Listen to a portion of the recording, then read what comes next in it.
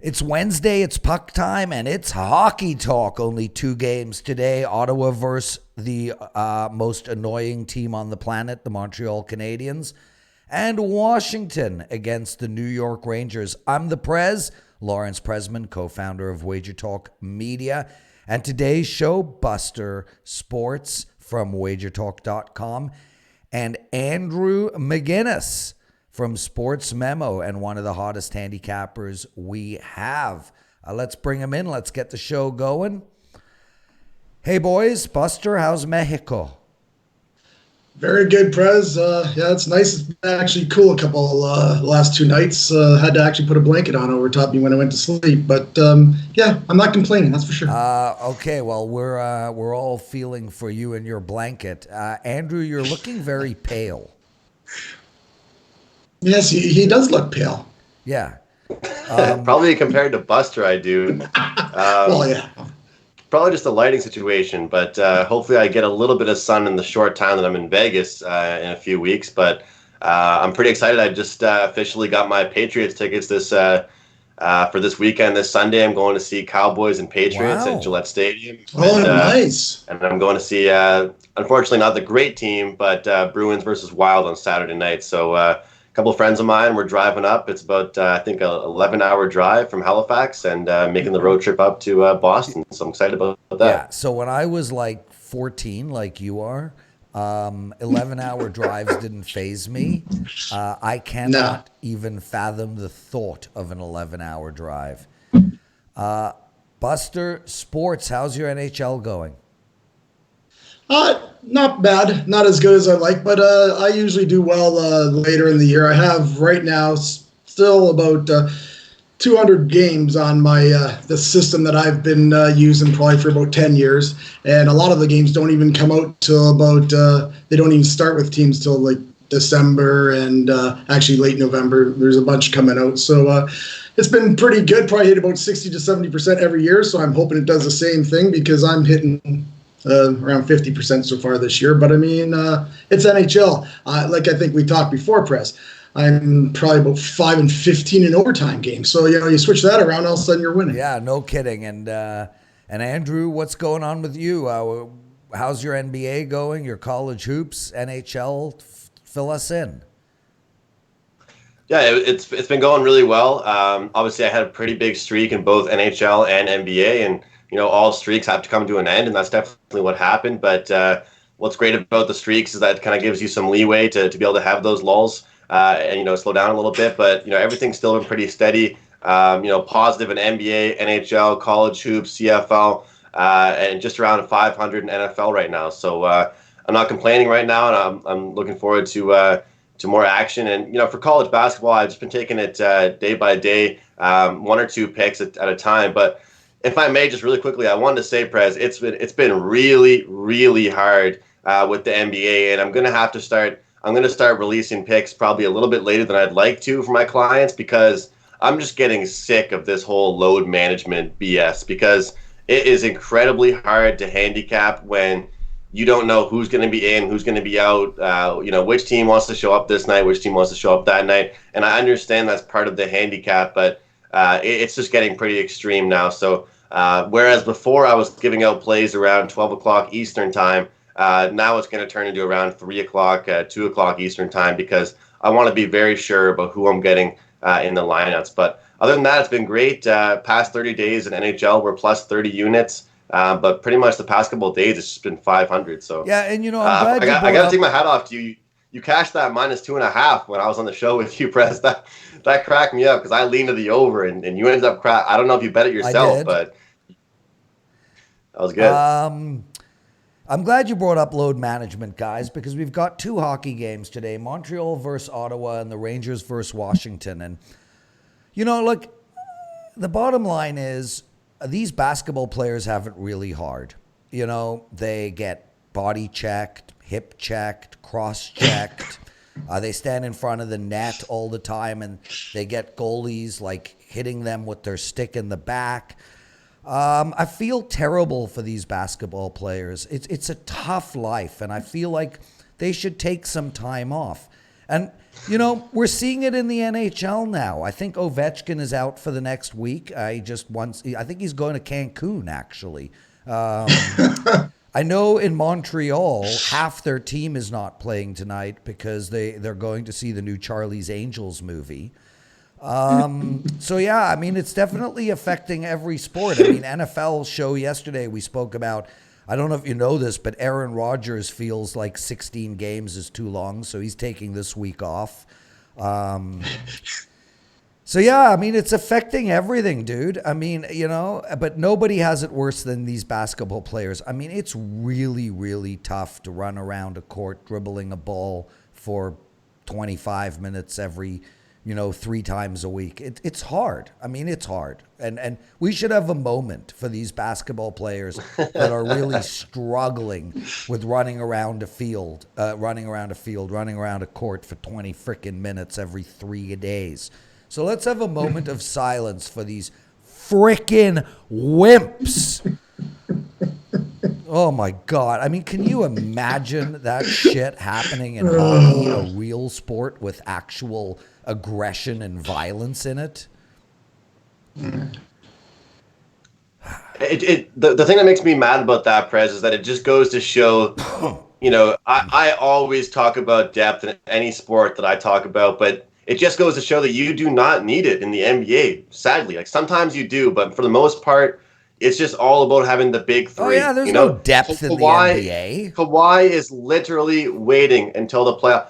He may actually be having an aggravated knee injury again, might be coming back. But when it comes down to it, these guys do not care because they know the result. They know where their ranking is going to be. I have never seen a more accurate ranking preseason come true at the end of the season. Easy, nobody had St. Louis winning. Oh, no, I'm not saying it's hard. No, Prez. I mean, you have LeBron and Anthony Davis, and, the Sacramento Kings have a deep bench. Anyway, listen, our heart goes out to all these basketball players that are really, having a real tough time running around a court for 60 minutes a week. 60 minutes a week. And how would you like to be that guy on those guys on the bench, like the 11th and 12th guy that never get in, never play, but they're all making, I think for low, maybe $2-3 million a year just sitting around. That's pretty good money. I mean, if I could be anything in the whole world, I'd be a backup quarterback. Not only am I doing nothing, but I'm doing nothing for only 5 months of the year, and then I'm learning how to become an incredible coach. Plus, I could have a 20-year career doing nothing. Guys, let's get into the show. Before that, I just want to talk again about Tony Finn. I'm telling you all, this is the week of Tony Finn. Won again last night. Iowa State in college basketball. It was his only release. He's now on a 7-1 all-sports run, a 13-4 all-sports run. And all three of us bet the NFL. Guys, this guy, Tony, his NFL record this season, and might I say this is the hardest NFL season I've ever been a part of, 32 wins and 14 losses. 32 wins and 14 losses. That is so utterly ridiculous, I can't even begin to comprehend it. He's up big in college basketball, 8-3, I think, on the season. He's up big. He's up in college football. Namaste. The guy is a betting god. He is the single most consistent and best handicapper at WagerTalk or Sports Memo for the last 6 years. And I took $100 off of a month of his plays. Head over to WagerTalk.com and use the promo code Tony225. If you guys don't use this promo code, if you don't buy Tony Finn's next month for $100 off, just look in the mirror and ask yourself, why are you doing this? Like, is there someone out there better? I mean, is Vegas Dave better? Is Stu Feiner better? Like, who? This is like, go now and get that damn package. Okay, commercial over. We're 10 minutes into the show. We haven't spoken about anything to do with hockey. Montreal Canadiens, boys. I know how much both of you love them. Look, I consider Andrew, it's acceptable that you like the Montreal Canadiens. You live in Halifax. It's closer than Toronto. Buster, you're a frickin' traitor. please stay in Mexico and never come back. I have my sign here. You know what it says? I keep it with me all the time because of these situations. Show me. Do not get into it with the Prez. That's what it says. I do not. So you can say all you want why I should stay in Mexico and that, but yeah. I'm a Montreal fan. What can I say, Prez? Okay. Sorry. I had to make one of those signs my own. Yeah. We'll just start holding them up every couple of So, boys, the good news is Montreal has lost their last 2 games. Yes. Ottawa, I'll tell you, man, this Ottawa team is impressing me. They won a game. They've won 3 of their last 4. They beat Detroit again. Now we have Montreal at minus 206. Ottawa at plus 171. The over and under is 6.5. I am staying away from this game. I do lean on over the total in this game. You know, I think most Ottawa games there's going to be points put up, and we're seeing Ottawa actually score. They scored 4 yesterday, 2 against Buffalo. 2 for Ottawa is impressive. I can't take Montreal. I'm really hoping they don't win another game for the next century. So I like the over. Buster? I love your comments, Prez. I actually, these 2 games today are, 2 kind of dog games with you got huge favorites. So a lot of times in these situations, I won't be putting out plays, but I do kind of side with Ottawa. They've won 5 out of 7. And the big thing for Montreal, they lost that Jonathan Drouin and they lost Paul Byron. And that's going to be huge for them. Now they don't, they help everybody else around, and it might be hard for them to score goals. They did play well yesterday in Columbus, then fell apart in the 3rd period. Ottawa's been looking good. They're both on back-to-backs. The big thing for me here is that you got Kincaid in net tonight. He's only won 1 game out of the 4 he's played. He's got a solid .887 save percentage. And you know what? I'm not laying 210, 220 with Montreal here. I might put just a little, very little part of my bankroll on Ottawa because they're getting plus, 190 or so. And Montreal's going to struggle without those 2 guys until they can figure some things out. It's unfortunate, and it's like always what happens. We're playing really well, and now these injuries, right? We're looking great. We've got a good, solid team going. Price is standing on his head. Everything's fine, and this happens, and then, yeah, you're right, Prez. We might go on a little bit of a losing streak, just like your team. We're not a we. You don't play for this team. You don't live in that I kind of, yeah. Well, I am a we, but yeah. So anyways, it's we. I'm part of that team. I've been around that team and part of that team for, I don't know, I'm 55, You've never been so near that means team. 50. You've never been near that team. I've been near the team. I have been near the team. I've been there in '93 for the Stanley Cup. I've been near the team. Oh, really? So. You hung out with them? You've hung in their dressing room? You speak French? I do not speak French, no. So there's nothing better than hiring a coach. You got to love when you hire a coach and the media in Montreal gets upset that the coach doesn't speak French and wants him fired as a result. Andrew, what do you like in this game? Just like Buster, I think the Paul Byron injury and Jonathan Drouin injury are very important because, as you'll like to allude to, Prez, we don't have any superstars, maybe besides Carey Price. So we need to have everyone healthy because everyone does a different job. Everyone contributes in their own way.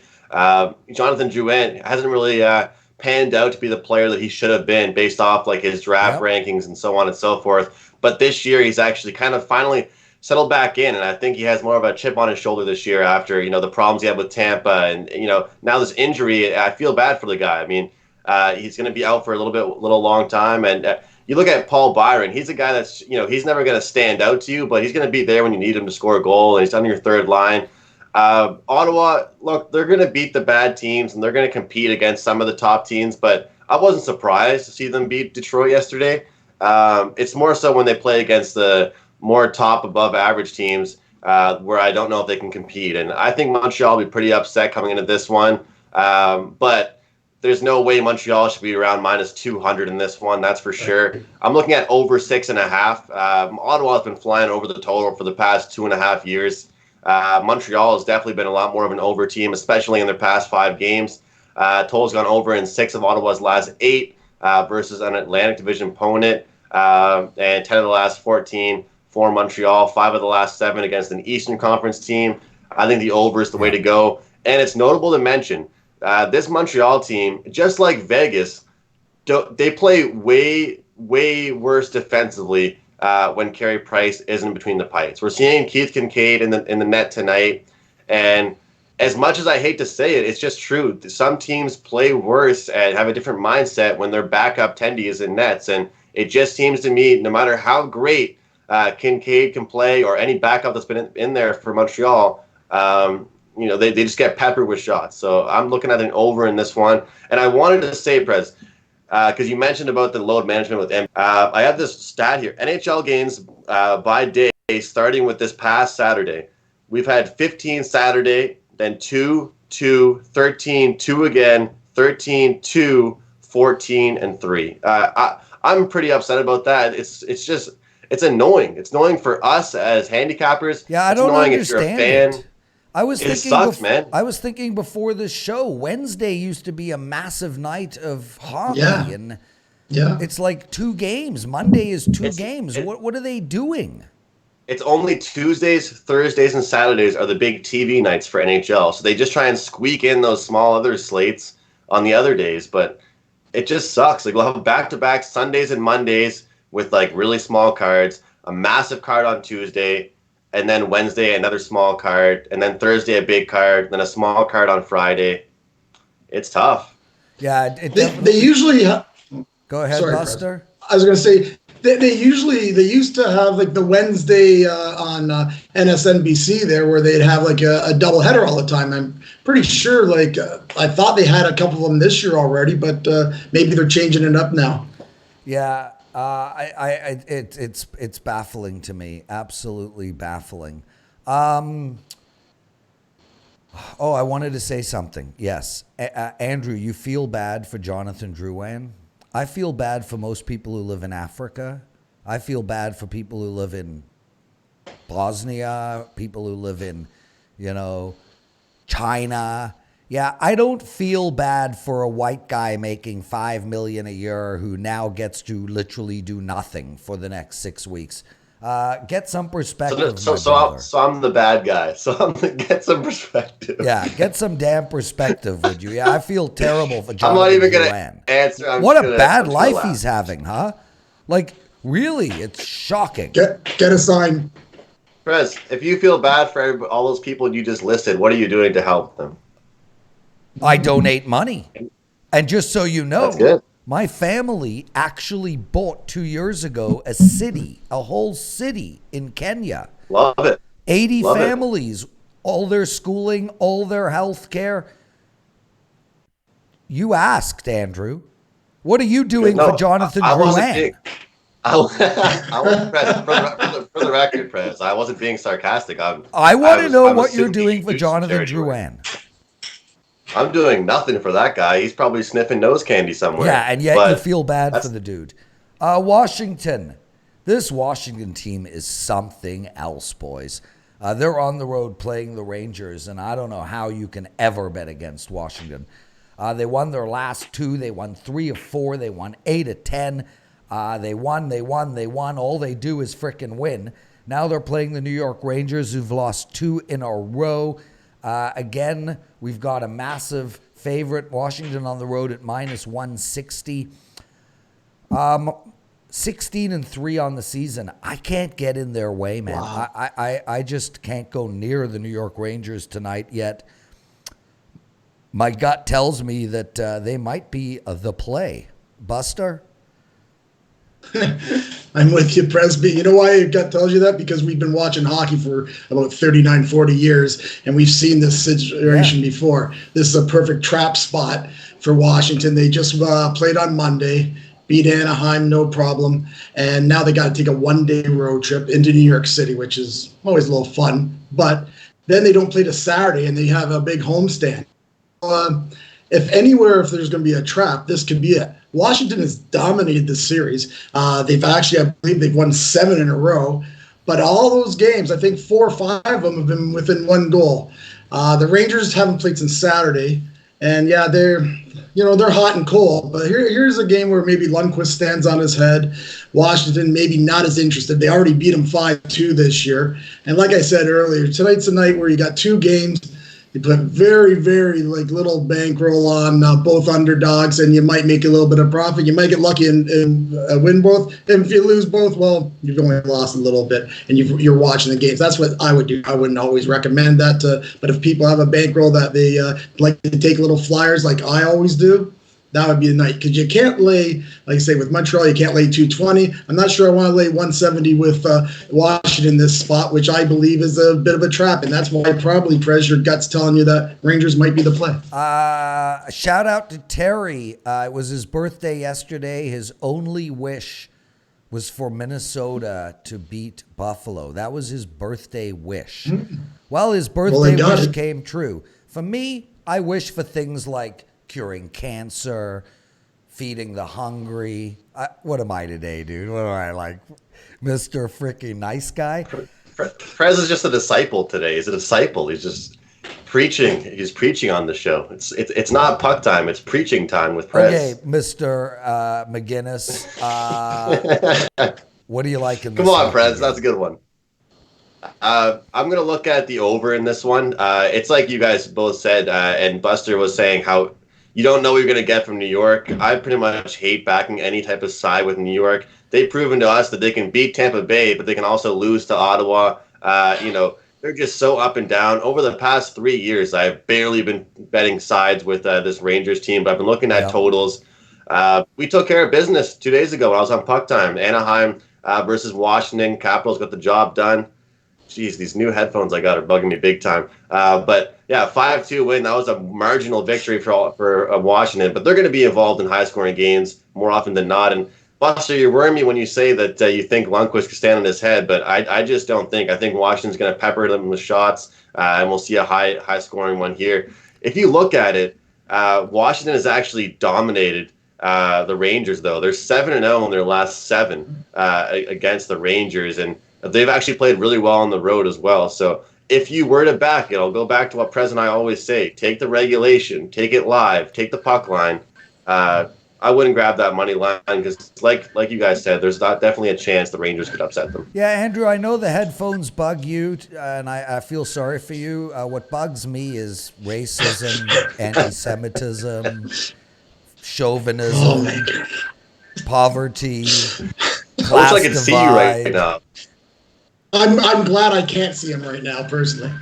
Boys, that's the show, man. I love having both of you on. I just want to end with one last thing. There's 3 Canadians on this show, 1 real Canadian and 2 people who like the Montreal Canadiens. Oh, you're a beauty, Prez. Buster, I was at 13th Street on Sunday.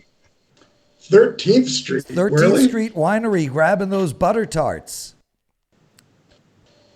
That 13th Street, so you might have ran into, I have my good friends own that place, actually. Yeah, so we were talking about butter tarts the last couple of days on the show because I brought some home for Carm.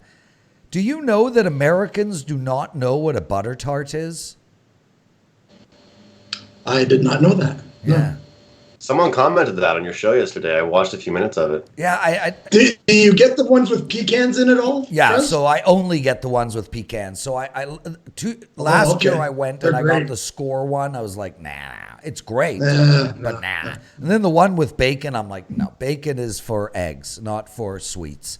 And I don't do raisins. So yeah, I only get the pecan one. But we did have a listener put up that there's a butter tart festival in Midland in June. 100,000 people show up to it, and they award the best butter tart. I'm going to go to that. So Buster, you should meet me. Me, you, Carm, we'll all head out to the butter tart festival. You know what, Prez? I would love to, but Mrs. Buster would kill me because that means I'd have to come back home a month earlier. So I'm not coming back till July 1st. Oh, you know what? I was just trying to be nice. Thank freaking God you're not coming with us. Boys. See, that's the thing is, Prez, I never know if you're sarcastic or serious, but as I get to know you. That's literally his shtick. That's his shtick. Yeah, that's a shtick. Yeah. I have a shtick. Okay, well, that's all right. I might even, you know what, Prez, no, hold on. I was going to say, I might even just fly home early just to go with you guys. Don't start with the Prez. Read your notes. Read your notes. Guys, I just want to end the show by saying really quickly, the college football betting show with Teddy and Dave Koken is up. It's at WagerTalk TV. The NFL presidential address is up. And guys, I do a show every day called The Betting Edge. We look at one game in every sport for that day. But today's show, the Wednesday show, which will be up at 4:30 Eastern, is the best show of the week. It's so much fun. It's with Joe Ranieri and Rob Vino, so you have to check that show out. And as well, and I don't know if either of you two know this, Joe Ranieri is now hosting our NBA show. It's usually Monday to Friday, but there is load management in play, so he will be missing a few days along the way to take a rest. But Joe works hard, man. Joe works hard. He's on a lot of stuff. I mean, he works, harder than a hockey player. So anyway, the NBA show has begun this week. It's with Ski Prophet and Brian Leonard and a couple other guys who come in. It's a great show. Check that out. And also our college basketball show is live as well. So there's just a ton of stuff going on over at WagerTalk TV every single day. We're putting up new videos, so please make sure to check that out. And if you don't use the promo code TONY225, you don't deserve a butter tart. I'm out of here, boys. Thanks for joining me. Thanks, guys. See you.